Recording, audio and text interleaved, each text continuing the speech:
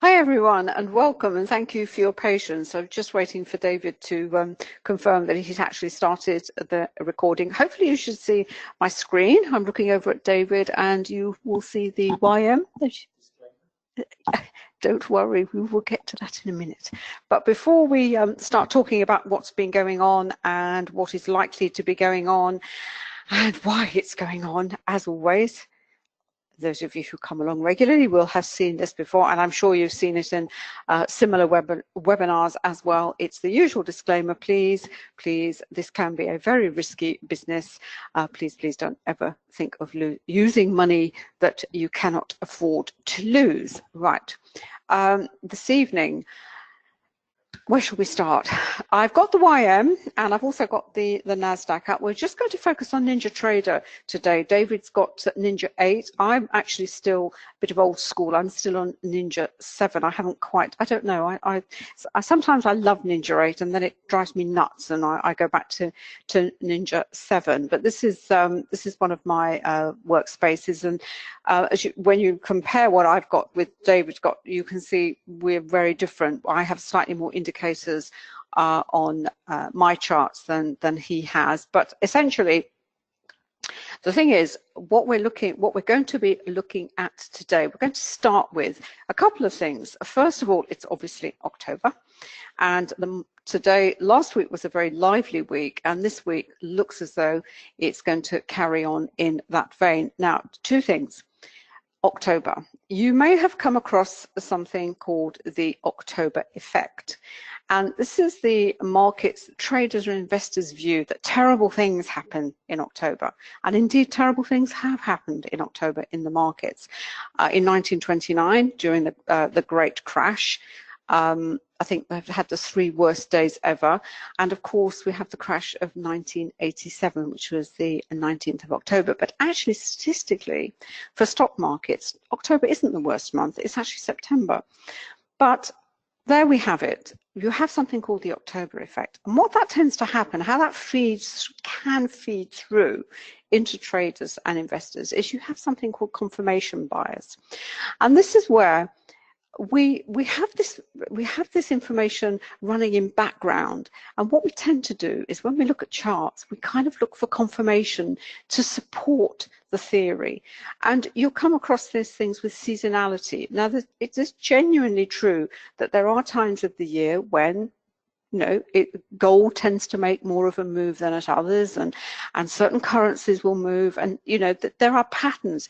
You can see patterns in all sorts of places, but whilst we have to hold that in mind, and do remember these terrible events that happened, as I said, back in not 29, but certainly 1987, which is more within living memory. I think the Dow lost, is it 26% that day, David?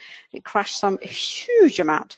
You do have to also just look at what is on your chart, and what we can see on this chart with NinjaTrader is, what do we see here? Today's price action. We've had a huge fall coming in to the open. This is actually the YM. I've also got the NASDAQ. It's actually more dramatic on the YM. The NASDAQ isn't quite as dramatic as the YM, but David will talk about the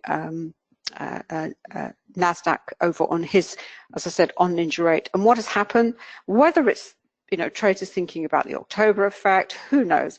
Market crashed down, and look what's happening is a ton of buying has now come in, which is actually a similar pattern that we had on Friday. This was after NFP, and it's actually the same similar action that we had on Thursday. So this market is not ready to die just yet. Yes, there have been interest rate rises. Yes, bond yields are certainly on the 10-year over the key 3%. This is when you can have this rotation from stocks into bonds. Things are perhaps a little fragile, but if you're a trader, that's awfully interesting. You really have to see and react to what you are seeing on the chart. And really the only indicator that is going to tell you, validate what you're seeing on the chart is volume. And we're going to have a look at a 10-minute chart for, sorry, a 5-minute chart for the NQ, where you will see that in more detail.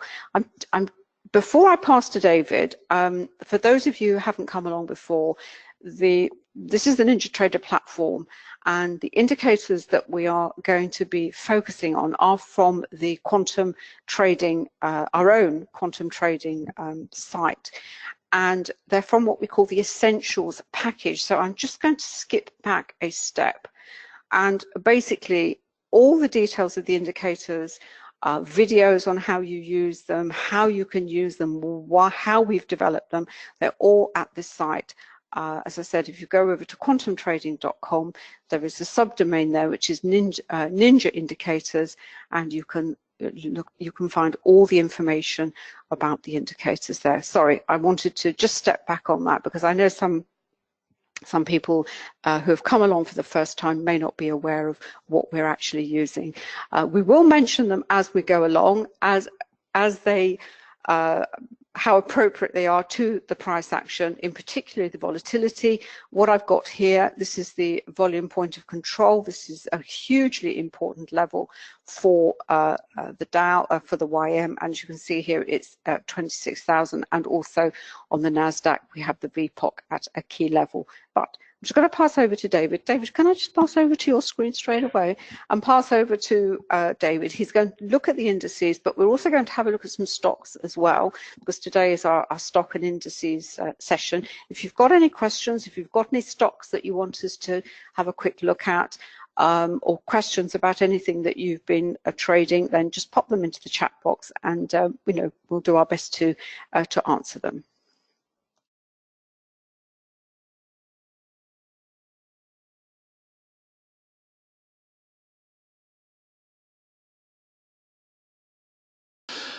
Thanks, darling, and a very warm welcome to you all. Hopefully you can hear me okay. Yep, and I can see over Anna's shoulder that my screen's come up, so you should be seeing that as well. This is Ninja 8, which is a little different to Ninja 7. It took a long time to roll out, and it was fraught with issues for us as developers, but we got there in the end. So all the indicators are available on both platforms. It's your choice. If you want to use NinjaTrader 7 and subsequently move to NinjaTrader 8, it's a very simple hop over from one platform to another. So it's very easy, very straightforward to do. And they work in exactly the same way on both platforms. What I've got set up, this workspace, which you may have seen last week, is really to try and give you a sense of the importance of using different time frames, different time horizons, and also to highlight the different charting mechanisms that you can blend together in whatever style of trading it is. Clearly, what we're looking at here is very much an intraday workspace. This is for the YM, exactly the same. I think, were you on the YM or on the NQ? I can't remember, darling. You're on the YM. So it's exactly the same chart as the YM. We're on the December contract. And very quickly, I've got 4 charts here. Top left, this is the tick speedometer. I've got this running on a 2-minute time horizon. And this is basically delivering the tick speed setting for our tick charts, which you can see down here. I'll come back to this a little bit later on. Over on the right here, I've got 2 tabs. This is one of the major differences that you have on Ninja 8 as opposed to Ninja 7, is you can actually toggle and set up a whole raft of charts on the same chart using the tab system. But I've got the Renko set up here, and I've also got the tick the same for the YM. These are all linked together. Down at the bottom left, we've got the daily chart for the YM, and over on the right-hand side, we've got the 10-minute time horizon, but it could be one of several. But it just gives us perspective. If I just pop this up full size, make it a lot easier to see, and just pull this out, you can see, I've just moved the chat box there, forgive me, just move that down a little bit, get out of the way. There we go. One of the things that strikes you immediately about this chart and really goes to the heart of volume price analysis, it's really looking at the dramatic ramping up of volume over the last 2 days, and that will probably follow through today, even though this is actually a holiday. So the volume on today's price action always has to be viewed with that caveat. But the precursor to today, it was certainly significant. And what was so significant about it is just the levels of volume associated with the last 2 days. That in itself is enough to give you some alarm bells that there is something going on in the market purely by the fact that we've had double the volume occurring on these 2 days as opposed to the last 2 or 3 weeks at any rate. And certainly much higher than pretty much anything else we've seen throughout this period. This is August back here, we're in July back here, etc., etc. So we've got 2 very high volume days, but more importantly, with regards to the price action, what we've seen on both days is this big fall and a recovery, a big fall, big wick to the bottom of the candle and a recovery. Now that can only mean one thing, and it means that on those particular sessions, on those particular days, the big operators were moving in heavily to buy. The market was falling out of bed, looked as though a price waterfall was on the cards, and then at some point during the session they step in big time and come in and buy the market as it's falling, and they've done that on 2 occasions, and we're now seeing a repeat of it on day 3. What that tells you is that in this particular time horizon, then we are seeing further buying coming into the market, very, very strong buying, and as a result, likely to see this market continue higher in due course, because the market is not prepared to fall right now. It's there have been many factors, not least of all, obviously, NFP and a stronger dollar and all the implications for companies and businesses and all the rest of it, and that relationship does hold good. And obviously you've got the bonds as well in the background, but this market is not yet ready to fall, and it's clearly signaled by the fact that we've got huge volume coming into the market, buying the fall in the price action, and what we like to see thereafter is a recovery and potentially a breakout into yet new high ground. And I can assure you, probably when Thursdays and Fridays collapse was going on, people were writing about this is the collapse, this is the end of the bull run, blah blah blah, all the rest of it. Well, you know, volume tells a different story, and volume always tells the true story. So that's the daily chart. And in terms of the indicators and in terms of support and resistance, as Anna said, we've got the volume point of control sitting here. This is the fulcrum of the market, if you will. This is where price agreement was reached for this particular contract, for this particular market. It wasn't, whilst the volume was the greatest, certainly it wasn't the greatest by a large distance. You can see here we had big volume here. We also had large volume here. So in terms of where the VPOC sits, the volume here is the highest on the chart, but not by a great amount. And down at the bottom here, we've got the trend monitor, which has remained pretty much steadfastly blue throughout this period. It remained blue through here. We had a minor transition through to a darker color, which signaled a potential weakness coming into the trend. But then as the trend reverted back higher again, we revert back into bright blue. And the same also was true here, where we had quite an extended phase here, quite a bit of weakness coming into the market. We transitioned into darker blue. Then we went into darker red, potentially on a reversal of a trend from a bullish trend into a bearish trend, in other words, from a primary bullish to a primary bearish. But then we went back into darker blue as the market started to take off again, and on up to the volume point of control, and on we go. Now that could be on any chart, it just so happens to be on the daily time frame. And when you come down to the intraday trading opportunities, this is certainly one of several charts that we could highlight, which really cut to the chase that volume price analysis and some of the key aspects of it, and also in combination with the indicators as well. What we saw at the start here was one of the nice things with NinjaTrader, I've mentioned it before, but one of the really nice things with Ninja is that it will print the time frames to your local time. So wherever you are, you can recognize immediately points in the trading session. We're in the UK. This is 2:30 UK time. This is when the US market opens for us. And of course, we've got daylight saving coming, so that throws a spanner in the works temporarily. But generally speaking, you're able to pick these points out very easily, very quickly, something you can't do on MT4 and MT5 so easily because it's all tied around the servers. We had the open, big surge in volume, lots of volatility. We get this all the time. When you get the opening of the market, you get these big moves, lots of volatility coming in, big surges in volumes, what you expect to see. And then what we get here, we get this classic arrangement of not only price action, but also of volume. We've actually written some posts about this sort of cantilever, what we call a catenary of price action, where the price is rising, but it's flattening all the time. And you're getting that sense that we're getting to the top. It's like the top of the hill, if you like. So we're climbing, but the gradient is slackening off the whole time. And in conjunction with that, what are we seeing with the volume? Equally, we're seeing volume falling away, falling away. So you've got a double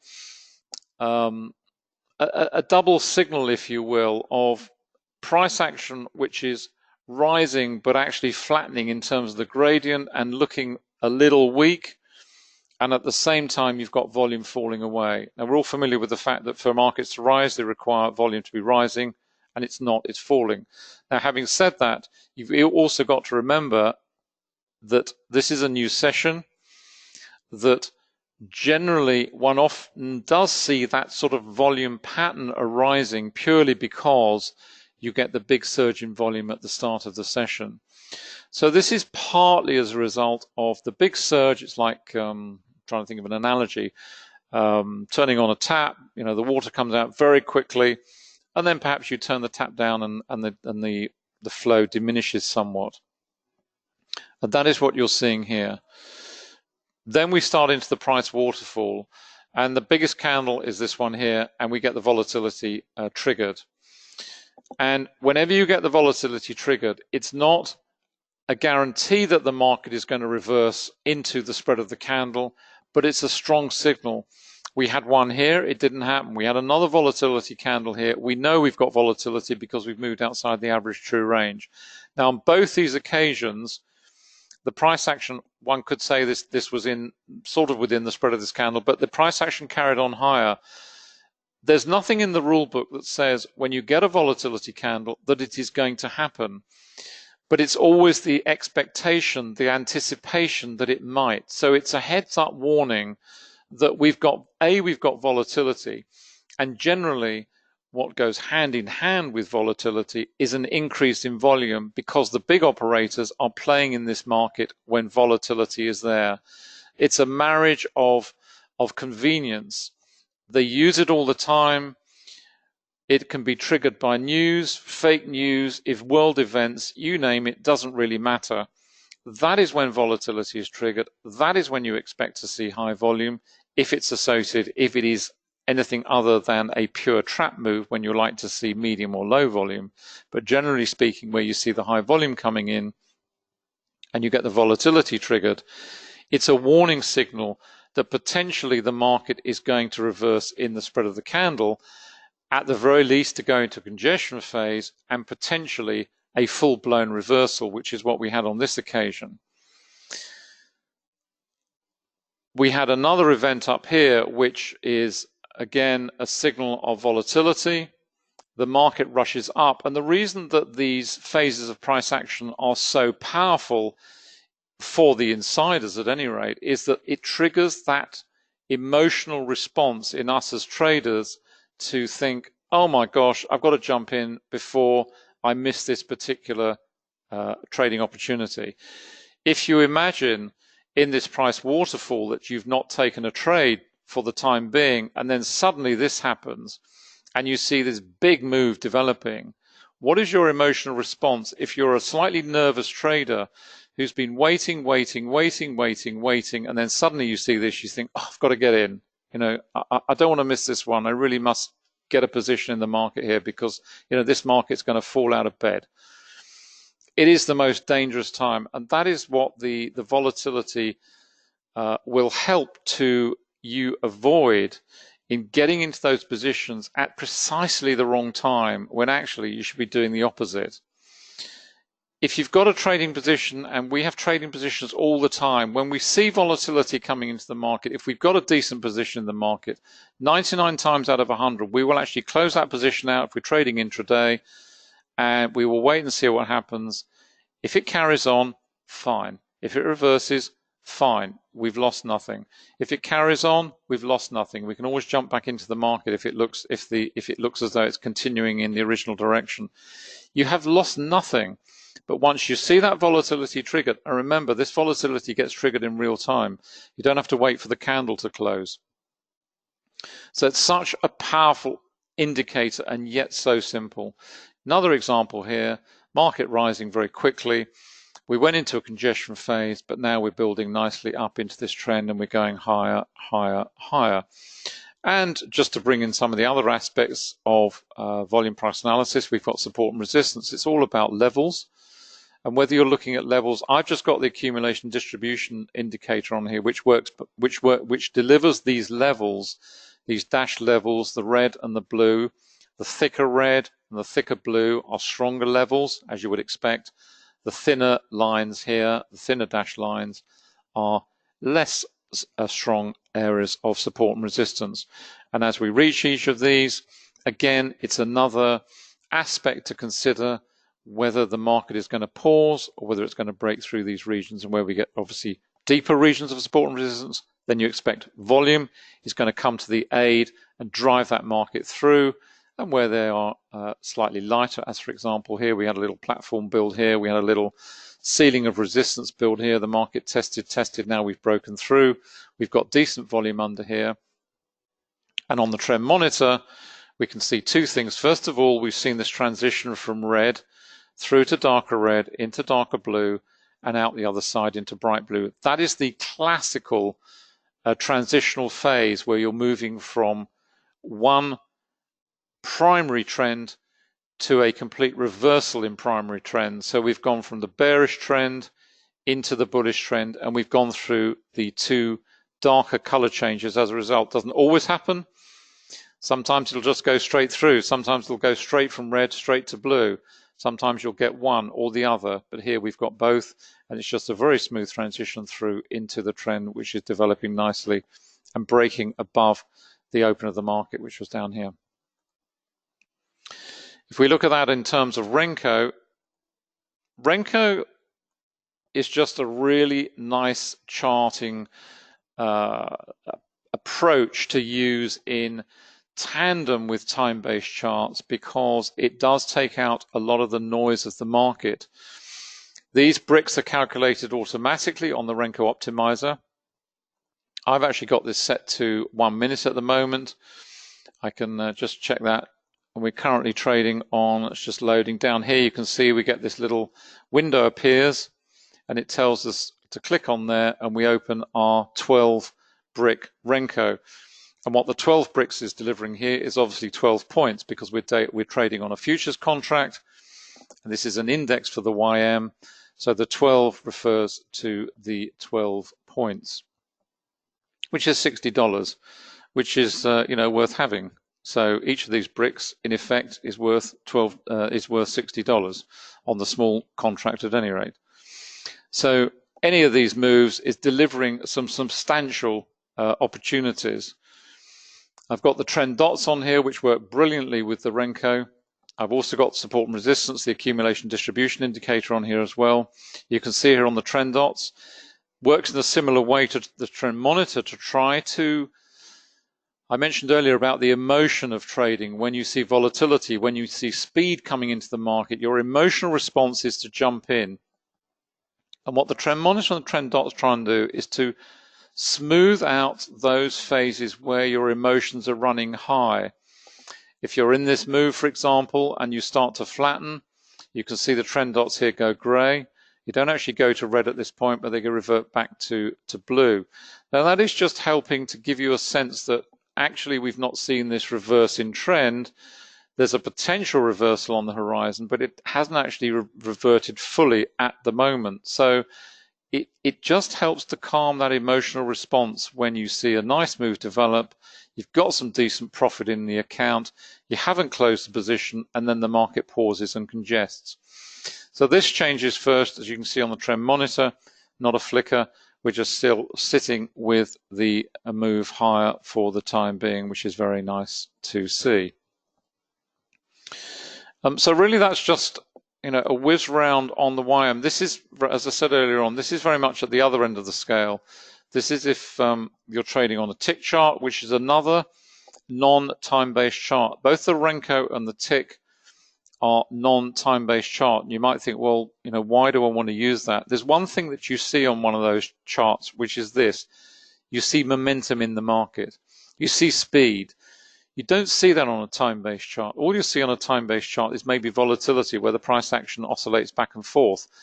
What you actually see on a Renko chart and what you see on a tick chart is that speed then appears as bricks or candles, because those charts work off a different metric. They're not working on time. In terms of the Renko, they're working off a brick size. So however long it takes to complete that brick, that is the amount of time that brick will take to build. So it varies the whole time. And with a tick chart, same principle. If you've got a tick chart, as we have here, the YM at the moment is running at 610 or 620. The reason we have two is because this can change very quickly on the actual, so it just avoids having to change the chart quite so frequently. But if we set this up to 610, so 610 ticks is the parameter by which the chart will build the next candle. So whether that takes a microsecond or 20 microseconds or half a second or a second or 5 seconds, 10 seconds, whatever it is, that is the time it will take. So obviously what you're seeing is the market speeding up and slowing down the whole time. You're seeing momentum. And that's also revealed with the color mechanism here as well. And I've just got the tick chart there. We've got that set at 610 at the moment. So very similar sort of situation to the Renko. You can see the trend monitor down here. The indicator's working exactly the same way. I've got the pivots on here, which just help to highlight where we are in the trading cycle of this particular trend.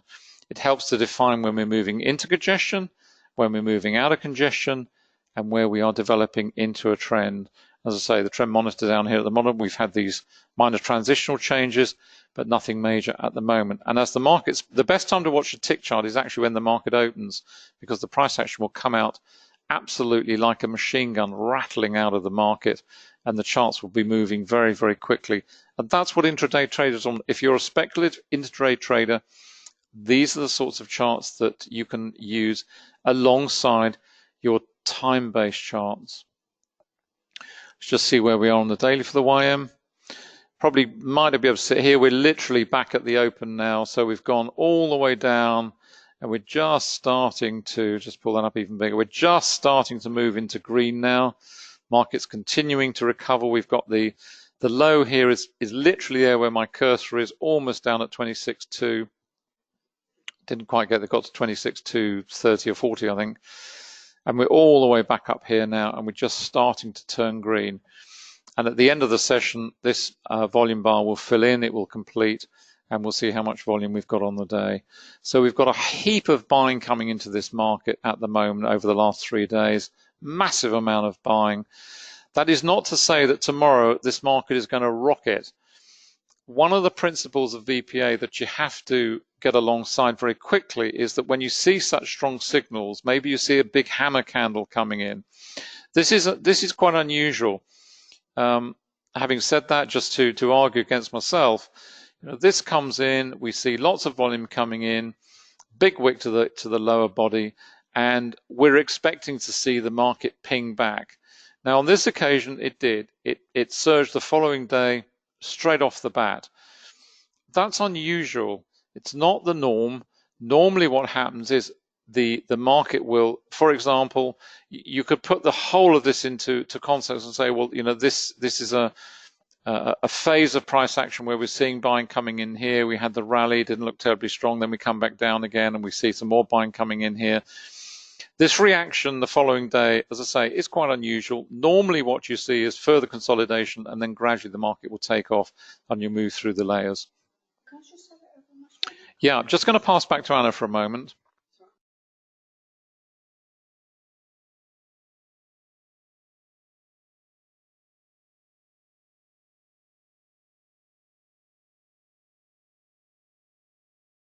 Start.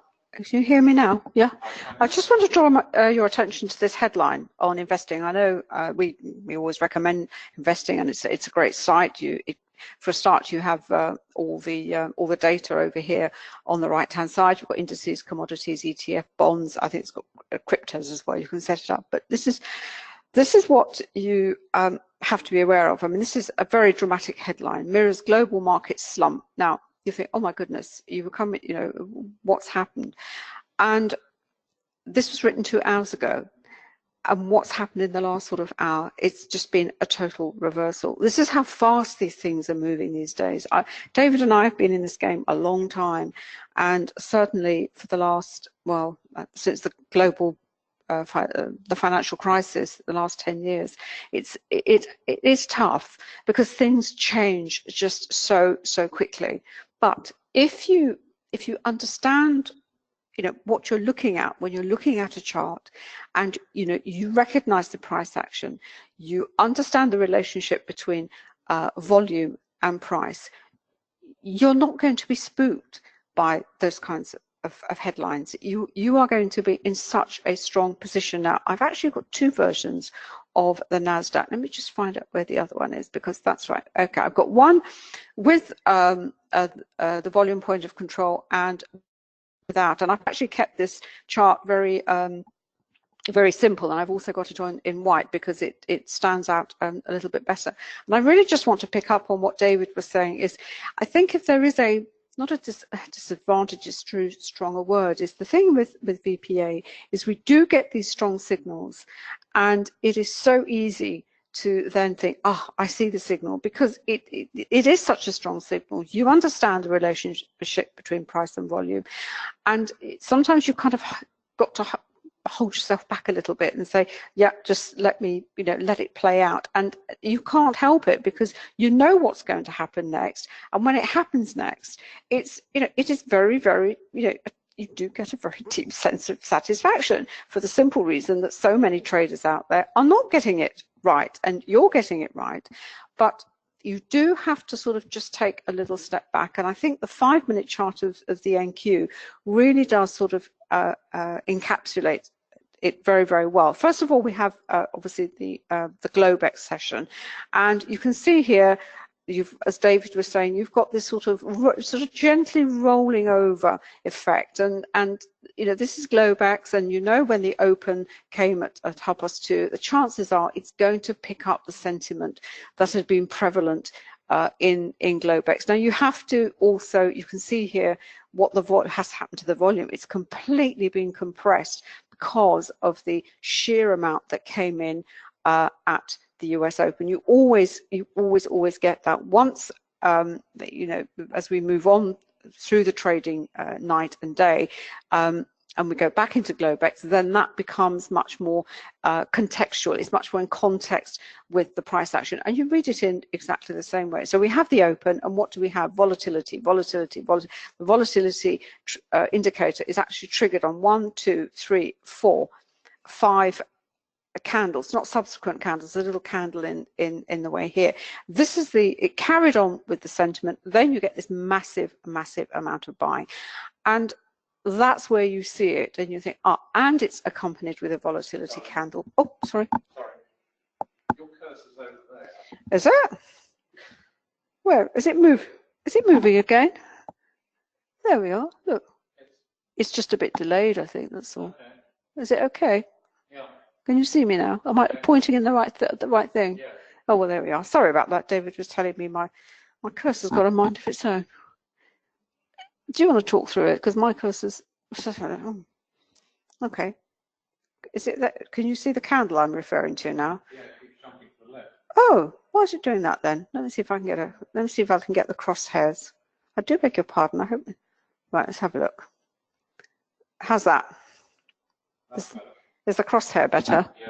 Yeah, this is the candle that, this is a very typical signal that you would see. And when it's accompanied with the volatility indicator, again, we know that price will retreat to within the spread of the candle. Now, we also then have a volatility triggered on the up candle, and yeah, there's a reasonable amount of volume under there. Then we have another up candle, a little bit more volume, but a wick to the bottom of the candle, but it looks as though this wants to go up. But look at the volume. There's a lower volume on the down candles. Then we have another up candle with a wick to the bottom. And then we have a very big candle with another wick. But look at the spread of the candle and look at that volume and look at the spread of that candle there, and you sort of get the feeling that, well, maybe this is going to run out of a little bit of steam, because this move from here to here has been very, very dramatic. And then we have a down candle, not a lot of volume underneath it, an up candle, again, the volume is falling away. And then we have this candle, we have the shooting star candle, not a huge amount of volume, but then everything has been distorted by the open. So again, we have to look at it in context, and it's relative. But the mere fact that it has this wick to the top of the candle is telling us there is weakness. We also have the pivot, and this is where the support and resistance. I'm using the volume point of control as my support and resistance, and I'm also running into the resistance here. You could use something like the accumulation and distribution indicator. You could just draw a line.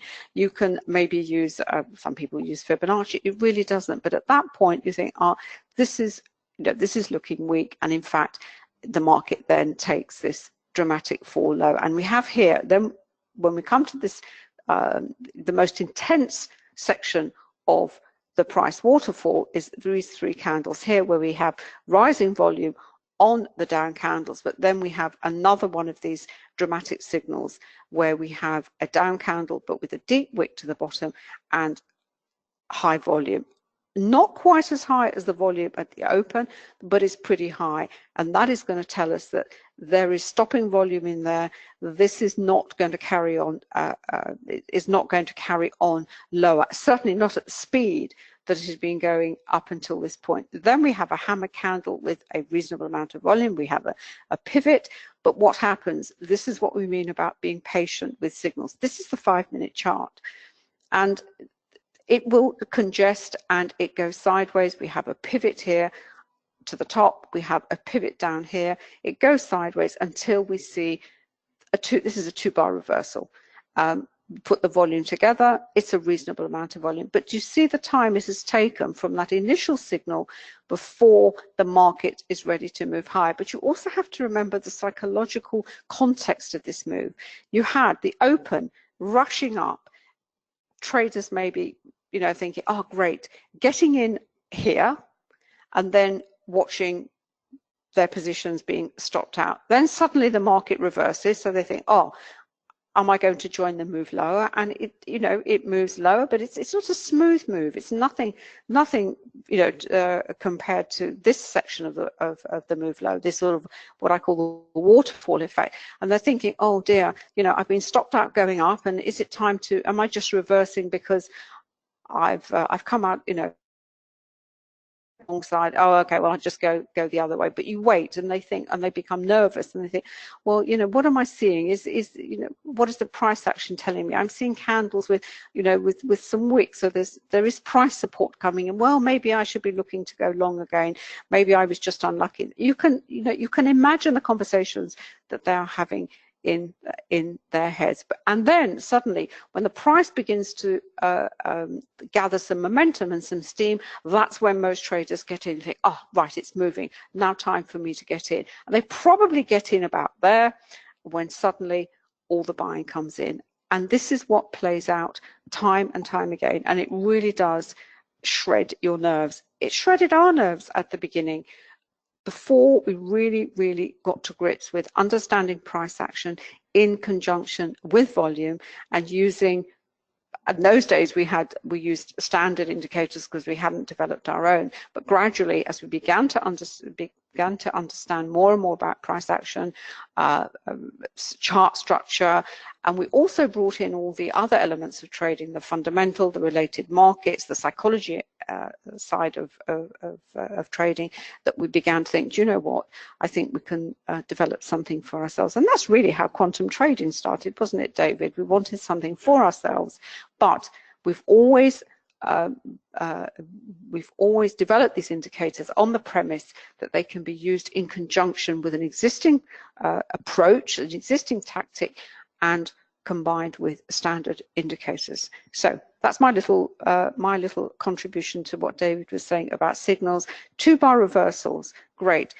I haven't got the non-time-based charts on Ninja 7 because I haven't updated my indicators yet. I haven't got the Renko indicator optimizer. But when you look at this chart in conjunction with something like a tick chart or the optimizer, then what the Renko will do, it will help you not only pinpoint those crucial key turning points, and when you see with the candles and the wicks to the bottom and the volume coming in, your entries, the Renko optimizer can help you with your entries, will help you keep you in, and it will also help you, it will get you out as well. Now at the moment this is the move higher, we're back at the volume point of control. At some point here you can see this bulge in the histogram. The volume point of control would have been here, would have been here. This is, and this also would have denoted this congestion phase. So the VPOC not only would have given us our levels where price bounced off, but it would also helped us to give us some comfort, saying, look, we're just in congestion at the moment. Market can't decide which way to go. But as soon as it broke away from the congestion period, and you can see here, and also with the volume histogram, these are called low volume nodes, and when price action hits one of these low volume nodes, we know that it's going to go through very, very fast.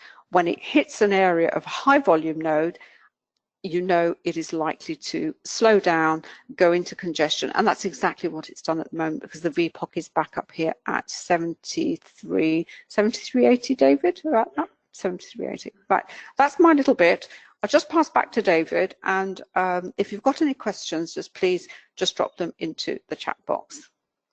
Is there anything else you want to say on that, darling? Yeah, that's kind of, yeah.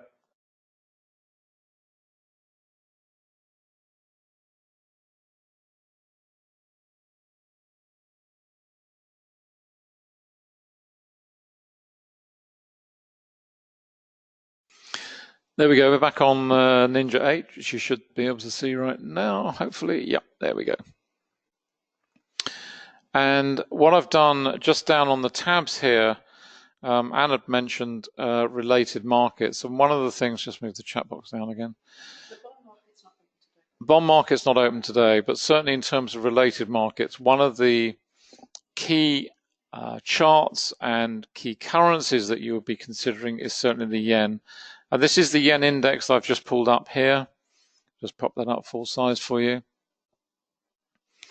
And like it or not, the yen indicates risk.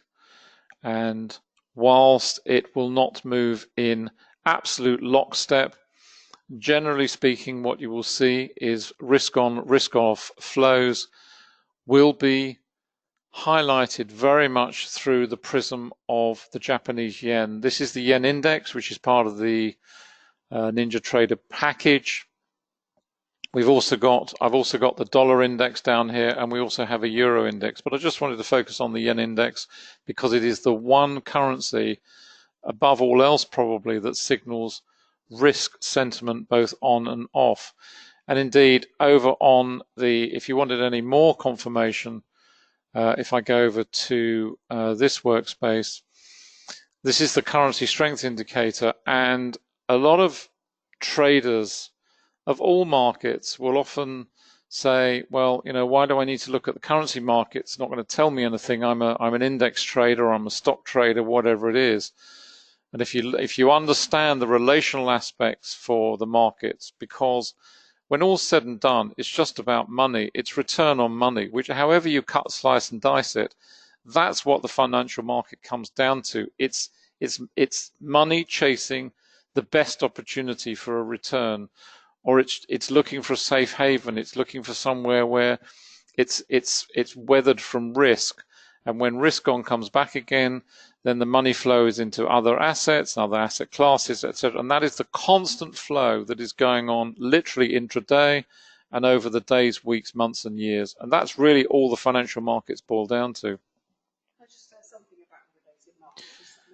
And just before I pass back to Anna, this is the yen, this magenta line. And if you were watching this, very, very heavily overbought. This was, where are we? This was 4:30 our time. So a couple of hours after the markets opened over here at 2:30. And as you can see, we've had strong, strong selling of the yen throughout the session. We're now very, very oversold on the yen. We're starting to see it flatten off as we come to the New York close, which has just gone through at 9 o'clock here. And if that's not enough to give you confidence, then boy, oh boy, I don't know what is. And just to highlight that on a currency chart, this is the euro yen, but I could pretty much have picked any of them aside from the pound yen, which is heavily politically influenced right now. But that's the euro yen. It just tells you, it's a mirror image, if you will, of what is going on in terms of the indices and stock markets and risk appetite. And again, all the indicators there. You've got the volume point of control. You've got the trend monitor, this wonderful transition through into the bullish phase. VPA you can read for yourselves. We've got the low volume node here. We went through there pretty rapidly. As Anna said, when you get to these low volume areas, then you expect price action to move through there pretty swiftly, which it did, on up to the volume point of control and on higher. Lots of good volume under there. The same principles apply whatever market we're looking at. I'm going to pass back to Anna at that point. Sorry. When David was talking about related markets, I looked on my Facebook page, and one of my contacts is a very, very respected commodities expert in India. He's a really, really nice guy, and he's been trading for many years and mentors and teaches in the subcontinent. And he told a story about, and he has very much our approach in the sense that it's really important to look beyond the instrument and market that you are particularly trading, even if you are on a fast chart, because things move so quickly these days. We only have to look at that headline on investing.com. I really feel sorry for the guy who actually wrote that, because it takes a long time to, get together all the analysis on charts and what have you. And, by the time it's typed up and posted online and what have you, suddenly the market just, does a 180-degree turn. But Vijay was saying that he was talking to one, I don't know if it was one of his students or a fellow trader, and he was saying, oh dear, isn't it awful? Have you, about bonds? And this person misunderstood. He said, oh, is there a new James Bond film out? Honestly, Vijay sort of head in his hands, like, oh my goodness, how can you possibly trade anything if you don't understand sentiment? What is the market mood? What, is it risk on? Is it risk off? Where are you going to find that information? Because as I said, it changes so quickly. I just thought it made me chuckle. I hope it made you chuckle as well. Right, David, do you want anything else? Yeah, just to oh, sorry, I had my microphone on. Did you have your microphone on there, by the way? I've turned it off. Yeah. I think I left my microphone on. Apologies if you got a bit of echo in the background. Just to finally wrap up, just over here on stocks. We've not spent much time on stocks today, but for those of you who were with us, I think it was a couple of weeks or so ago, this was one that we referenced. Let's wind that out a bit. In fact, let me put this on the daily time frame. That's on the weekly at the moment. There we go. Sorry, that's on the daily right now. Let me put it back to the week. That's what I wanted. There we go. This was one we talked about. We picked this up from memory off Finviz. We haven't actually pulled up Finviz today, but Finviz is a great site for. It's free. There is a paid version, obviously, but there is a free version, and you can do a lot of stock research scanning. And it's just a great place if you want to pick out some stocks if you're looking for stocks that move. This was one we picked out on the day. I think it was quite a big move on the day. It was a 3 or 4% move. We were doing a sort of filtering on it on stocks just to pull up one or two and look at the charts. And this was one that caught my eye. And the reason it caught my eye because it's one of those price patterns, volume-related patterns that you're looking for to really give you a sense of when there's a possible opportunity for a reversal from a primary trend into a reverse primary trend. In other words, bearish to bullish or bullish to bearish. And this was one of the latter. This was one of the former, rather. We went from bearish to bullish. And what we were seeing here, we saw this very strong buying coming in, this big hammer candle. And it really makes the point that I said earlier on that when you see these strong signals, imagine you see this signal coming in on the day and you think, wow, or this is on the week, I beg your pardon. You see that coming in after the end of the trading week. You think, great, that's what I'm going to put on my watch list. Lots of volume coming in. There must be buying coming into the market. Looks terrific. Let's buy that stock next week. Occasionally that does happen. Occasionally, that will be the scenario that suddenly the stock will take off the following week or whatever the time frame. But generally, this is more often what happens. You get a phase of congestion. Yeah, we had some further weakness come in, but the selling was drying away. And then we start to see the reversal. And I think what I said at the time, I think we were around here around $14.80, $15. I can't remember from memory, but it was something like that. And I said, look, this is one that I would be considering if I was looking at this as a potential longer term opportunity, because we've seen quite a strong phase of congestion, of buying, accumulation. And once you start to break through an area of resistance, which you can eyeball through here around 1520 odd, once you start to see a move through there on decent volume, then you can expect this stock to take off a little bit, and certainly at the very least return somewhere near. We've got the volume point of control up here, so we've got we've got some very strong resistance which was tested last week in this region here, which is around about $17, $17.20 with this blue dash line. So we know we've got a strong resistance here. The market's tested it. If we're going to continue higher, then we need to see decent volume. Where is this price action going to struggle? Well, certainly, once it gets up to 18 and 19, what we're expecting with this stock is certainly to possibly get to this region, but then to start to wallow a bit, because we've got this ton of volume sitting up here, huge amount of volume. So if this were a longer term investment, it's not one I would be looking at from an investment perspective, because I anticipate and I would expect and I would put a sizable amount of money on the table that when it gets to this region, if indeed it does, then it's going to move into a congestion phase and consolidate for some time at that region, purely because of the amount of volume that's sitting there as denoted with the volume point of control. It's still got a little way to go. If it gets to this region, then it should go through there. Then we're into the price region or the price resistance overhead. So it's going to struggle a little bit. You can see here on the trend monitor, we're in transitional phase. We've gone from bright red, went into darker blue now, haven't made the transition through to brighter blue. So from a sort of intraday trading perspective, or maybe a sort of a day trading, a longer term, a 2 or 3 day, maybe something like that, where you're looking for opportunities for intraday stocks, where you're looking for those setups, that's the sort of thing that catches your eye. You filter them out, you look at the chart patterns very quickly. When Anna and I were trading heavily in covered calls, for example, we used to trawl through several thousand stocks literally daily, but we'd go through them so quickly because the chart patterns we were looking for would be instant. They jump off the page. That's what you're looking for. Are you looking for a saucer? Are you looking for a bottom? Are you looking for a top building? Are you looking for long-term congestion? That's what we were looking for all the time. We were looking for congestion phases where we could take opportunities to write covered calls and pull in the premium. You can do that very quickly and literally scan through. And the other way, obviously, is to filter it with a system, something like Finviz. If you've got a free one, there are lots of paid ones. We use ChartSmart for many years, which is a great package as well for filtering out all the stocks. You've got all the 10,000 plus US stocks, Canadian stocks, and what have you that we used to trade very heavily. That's it. I'm going to pass back to Anna at that point for a wrap up.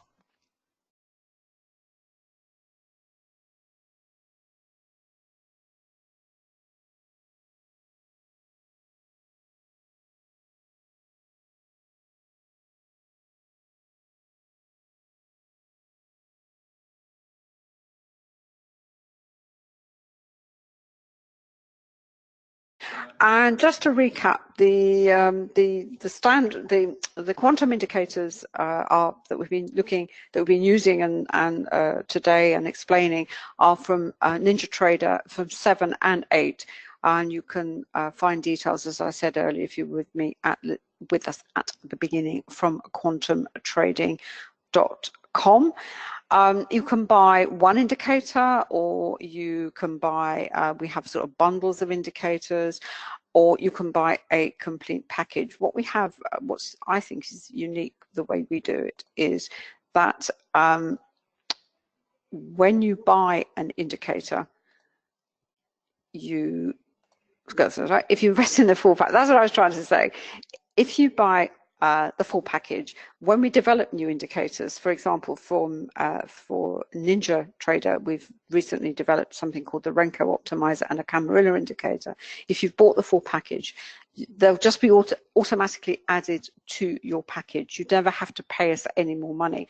And certainly the one for NinjaTrader at the moment is the full package. That includes all the Forex ones is just over $1,000, but the Essentials package, which is the other indicators minus the Forex one, is about just under $800, David. It's actually cheaper than the MT4, MT5 in package.